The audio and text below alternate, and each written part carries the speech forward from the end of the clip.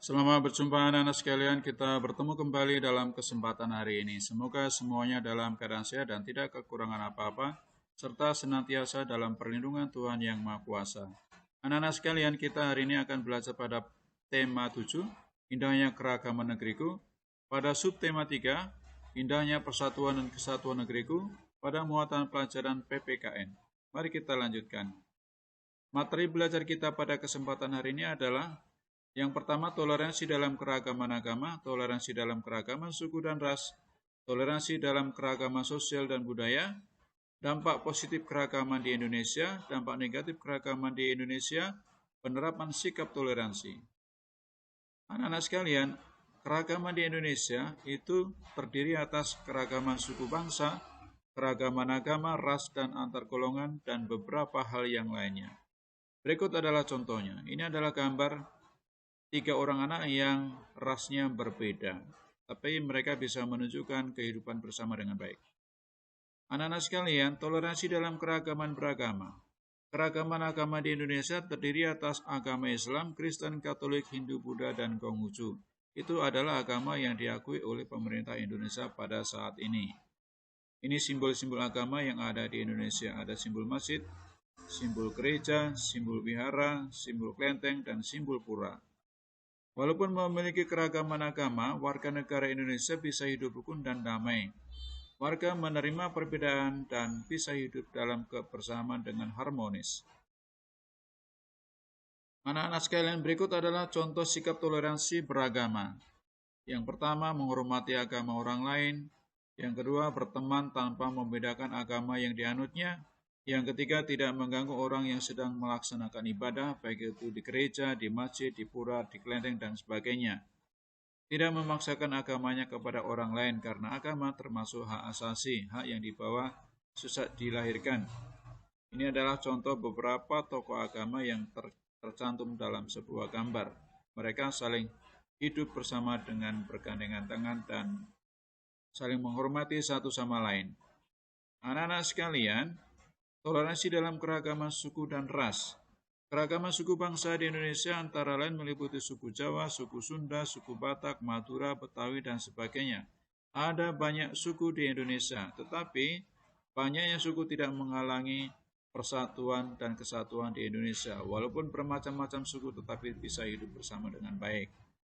Keragaman ras di Indonesia antara lain adalah ras Melanosoid, ras Malayan, ras Mongoloid, dan ras Kaukasoid.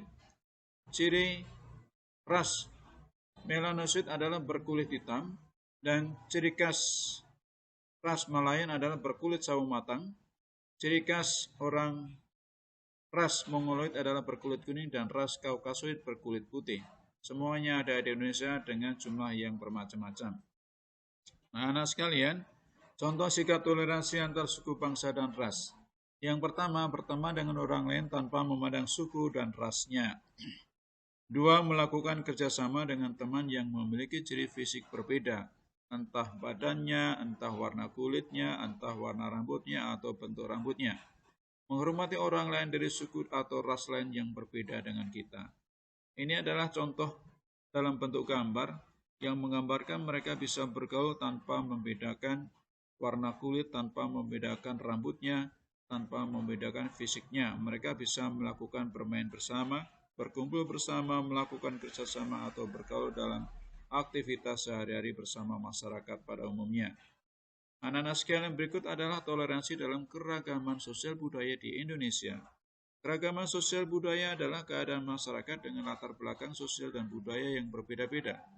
Perbedaan budaya antara lain dalam bentuk pakaian adat, dalam bentuk lagu daerah, rumah adat, bahasa yang dipakai setiap suku bangsa, dan sebagainya. Itu adalah keragaman yang ada di Indonesia berdasarkan sosial budaya Indonesia. Toleransi sosial adalah perilaku menghargai perbedaan sosial budaya yang ada. Kita hidup dalam masyarakat yang majemuk dengan bermacam-macam latar belakang. Anak-anak sekalian, apabila kita bisa menerapkan toleransi sosial budaya, maka kita bisa mempererat persaudaraan dan menjalin atau melatih toleransi antar warga dalam masyarakat. Semboyan Indonesia adalah Bhinneka Tunggal Ika, walaupun berbeda-beda tetapi tetap satu juga. Anak-anak sekalian, contoh sikap toleransi sosial dan budaya yang pertama, menghormati masyarakat yang menjalankan adat istiadatnya. Apakah itu adat perkawinan, adat upacara adat tertentu, itu kita mesti menghormati karena itu dilakukan dengan meneruskan tradisi yang berlaku pada setiap suku bangsa. Yang kedua, memahami budaya daerah yang menjadi budaya nasional. Yang ketiga, mempelajari budaya bangsa. Yang keempat, menghargai hasil budaya daerah yang menjadi budaya nasional. Ini adalah contoh perkawinan adat suku Jawa. Ini adalah contoh hasil budaya Jawa yaitu kain batik. Dan ini adalah contoh upacara adat yang ada di Bali memberikan sesaji pada upacara keagamaan. Dan ini adalah hasil dari budaya yaitu tari cepong yang berasal dari Jawa Barat. Tentu saja masih ada tari-tari daerah yang lain. Anak-anak sekalian, dampak keragaman di Indonesia ada beberapa. Yang pertama adalah dampak positif keragaman di Indonesia. Yang pertama, keragaman menjadikan negara kaya akan budaya bangsa. Budaya bangsa berasal dari budaya-budaya daerah yang tersebar di seluruh Indonesia. Keragaman menjadi identitas bangsa dan dikenal bangsa lain. Identitas bangsa salah satunya adalah candi yang megah di Indonesia yaitu Candi Borobudur. Kemudian ada Pulau Bali, ada Candi Prambanan dan tempat-tempat lain yang menandakan bahwa itu berasal dari Indonesia. Anak-anak sekalian, keragaman mendorong persatuan nasional. Dengan bermacam-macam latar belakang, mereka akan merasa bersatu dan menjadi kuat. Sekuat Indonesia menghadapi tantangan dan siap untuk membangun bangsa menjadi lebih maju. Anak-anak sekalian, dampak negatif keragaman di Indonesia yang kalau tidak dipupuk atau dipelihara dengan baik, bisa menimbulkan konflik di masyarakat, perselisihan antar satu warga dengan warga yang lain. Munculnya pandangan yang terbaik menurut kelompoknya, sehingga menimbulkan perselisihan karena menganggap kelompok yang lain itu tidak sesuai dengan alirannya. Kelompok lain tidak sesuai dengan pendapatnya. Kemudian terjadi fanatisme yang berlebihan. Mereka menganggap kelompok mereka lah yang paling bagus, sementara kelompok yang lain perlu dikalahkan. Ini tidak sehat dalam kehidupan berbangsa dan bernegara. Anak-anak sekalian, penerapan toleransi dalam kehidupan sehari itu terjadi pada lingkungan keluarga, di mana kita tinggal, di lingkungan sekolah yang masih menempuh pendidikan, dan juga berlaku di masyarakat. Berikut adalah contoh penerapan toleransi pada lingkungan keluarga, yaitu ikut kerja bakti keluarga, membersihkan rumah misalnya, beres-beres rumah misalnya. Berikutnya adalah mengerjakan tugas sekolah dalam kelompok belajar, dalam melaksanakan tugas pikir kelas, dan sebagainya.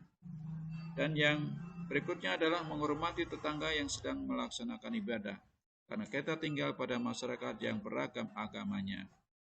Anak-anak sekalian, penerapan toleransi di Indonesia juga dilakukan pada saat orang mengikuti kegiatan diskusi atau rapat misalnya. Maka ada berbagai macam pendapat dan kita mesti menghargai pendapat orang lain ketika rapat sedang berlangsung. Kemudian pada saat mengikuti kerja bakti di lingkungan tempat tinggal, akan ada banyak orang dengan berbagai latar belakang, usia, bahasa, status sosial, dan sebagainya. Maka kita wajib menerapkan toleransi, menghormati satu sama lain. Demikian juga ketika kita bertemu dengan orang yang fisiknya lebih lemah, maka kita mesti menghargai supaya mereka bisa hidup dengan nyaman juga.